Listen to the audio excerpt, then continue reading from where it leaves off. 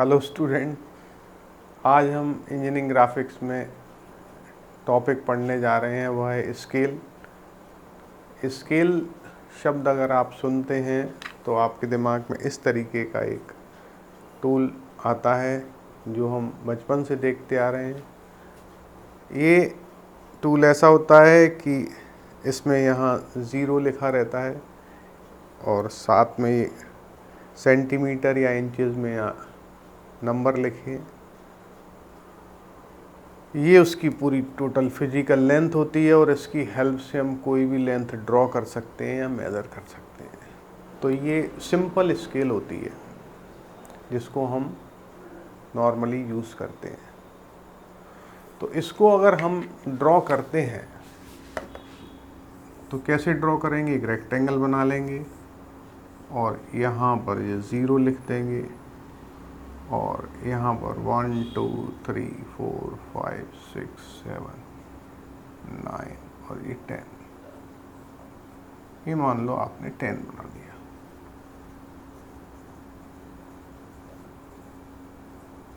और यहाँ सेंटीमीटर लिख दिया। तो ये कुल मिला के 10 सेंटीमीटर शो करने वाली सिंपल स्केल हुई जो आप यूज़ करते हैं।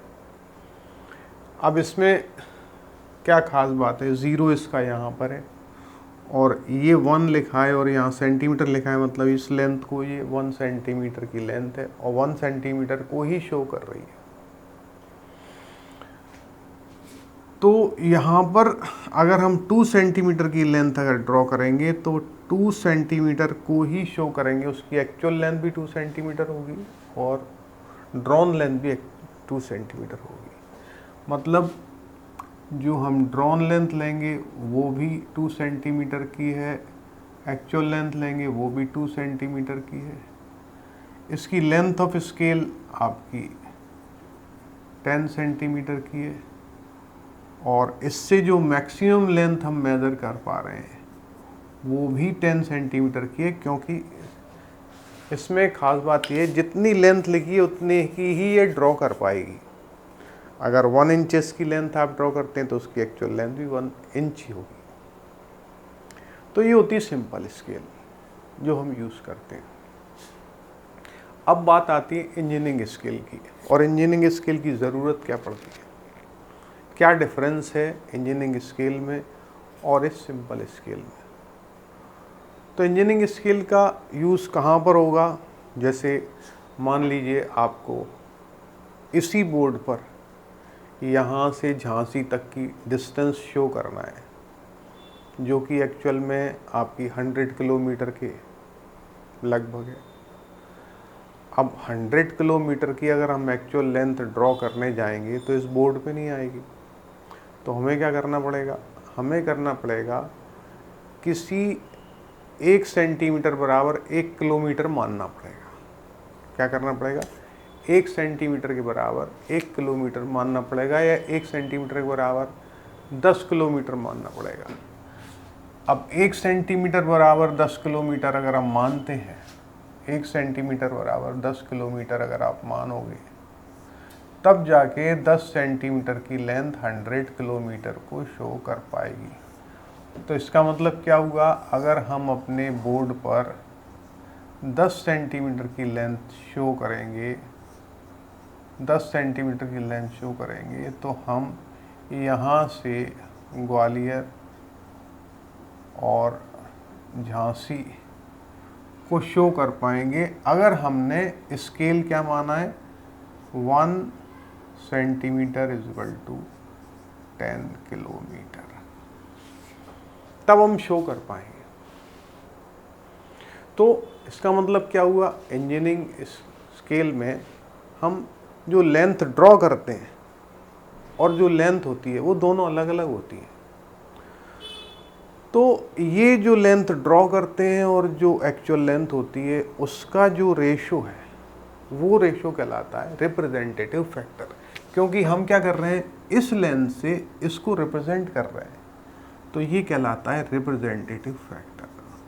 पर इसकी इम्पॉर्टेंट बात ये है कि इसको हम कभी भी यूनिट में शो नहीं कर सकते, तो इसको यूनिट लेस बनाना पड़ेगा।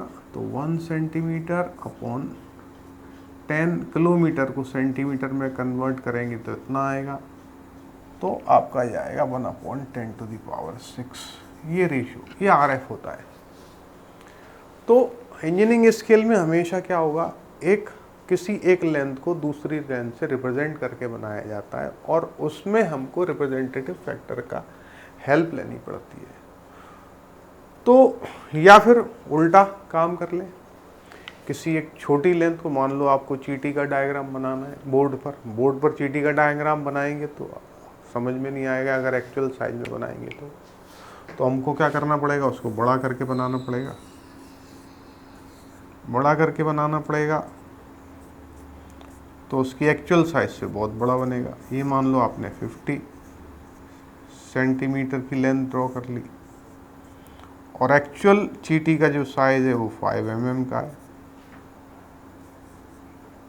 यहाँ पर क्या किया हमने 5 mm को 50 सेंटीमीटर के बराबर माना। इसका मतलब 1 mm = 10 सेंटीमीटर हो गया। हमने क्या माना, 1 mm = 10 सेंटीमीटर, जो या अपन उल्टा कर रहे हैं, 10 सेंटीमीटर से हम रिप्रेजेंट कर रहे हैं 1 mm को। तो ड्रॉन लेंथ आपकी आई कितनी, 50 सेंटीमीटर, और जो एक्चुअल लेंथ है वो कितनी है, 5 mm।